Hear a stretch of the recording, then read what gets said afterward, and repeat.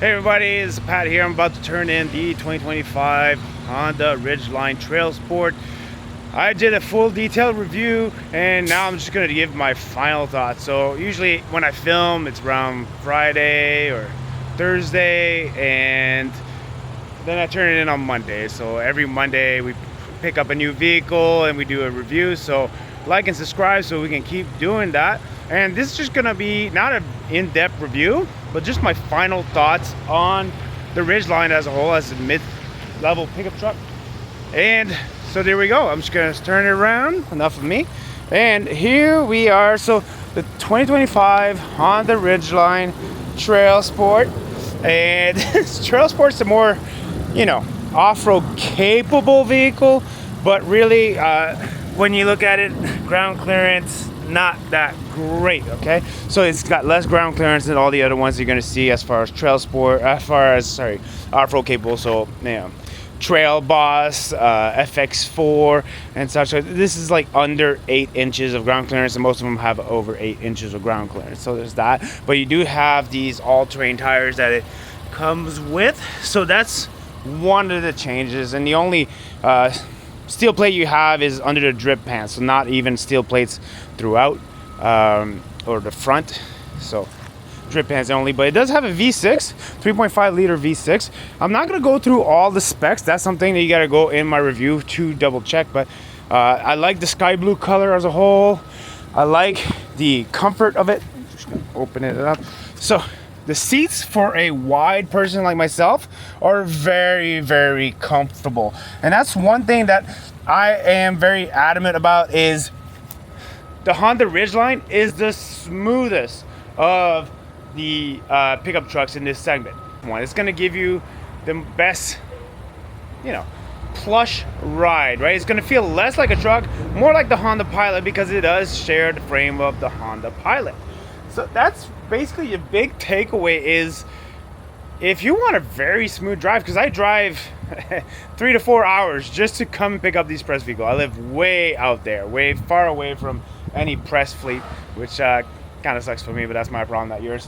So the one thing I really liked is, for a wider person like myself, because I'm not tall, I'm 5'9", but for a wider person like myself, these seats, very good. The side bolstering is not that firm or out there, and it just gives you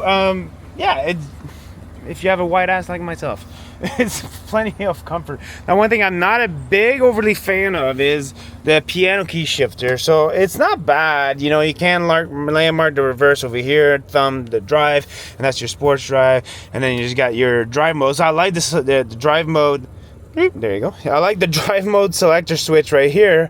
It's just, everything that's laid out is fine. I'm just not a big fan of piano key shifters. So, wireless charger and all that stuff, everything's good about it. The digital screen is 9 inches, so it's fine. It does the job, and it's just, the key takeaways about this is functionality and comfort. Functionality because it's got more leg room in the back than a lot of trucks in this segment, especially the Tacoma, right? So I don't see a need to go for a Tacoma personally, because I got a naturally aspirated V6 that's tried and true. It's going to be more reliable, and I got more leg room, and I got tri-zone climate controls, so, and heated outboard seats. So comfort level is definitely A+ here over the Taco. And then we go to functionality. So towing is where this is not as good. So look at the back end here. So 5 pounds of towing, Ridgeline stamped out. I like that. Dual exhaust, I like that. And functionality, so I can open it like this. It's not dampened, so it will just drop on you.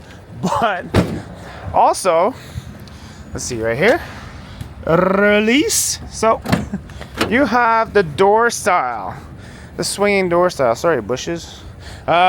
That opens up to easier access to the bed. You can just walk up right up to the bed, and then you go over here and boom, cargo space. A lot of cargo space. This is very, very deep. I don't know if I can show it in here.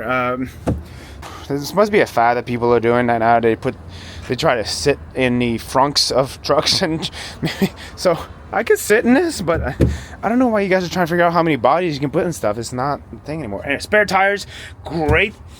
And yeah, so this is deep. I ramble on. What can I say? But you can see, here's the thing. So it's about this much higher than a regular truck bed. So definitely more shallow as far as depth. But the thing is, look at the wheel wells over here and over here. You got 50 inches across. So that means your 4x8 plywoods, they fit flush on the ground. You gotta love that. You don't like it when they're freaking hovering and you gotta strap them down. Make sure you don't fly off, even though they probably wouldn't, but still. I also have a storage compartment here. There we go. Tiny storage compartment. But overall, the theme is functionality, is what I really like about the Ridgeline. Besides the 5 pounds towing, usually you want to see around 7 pounds for capable of towing.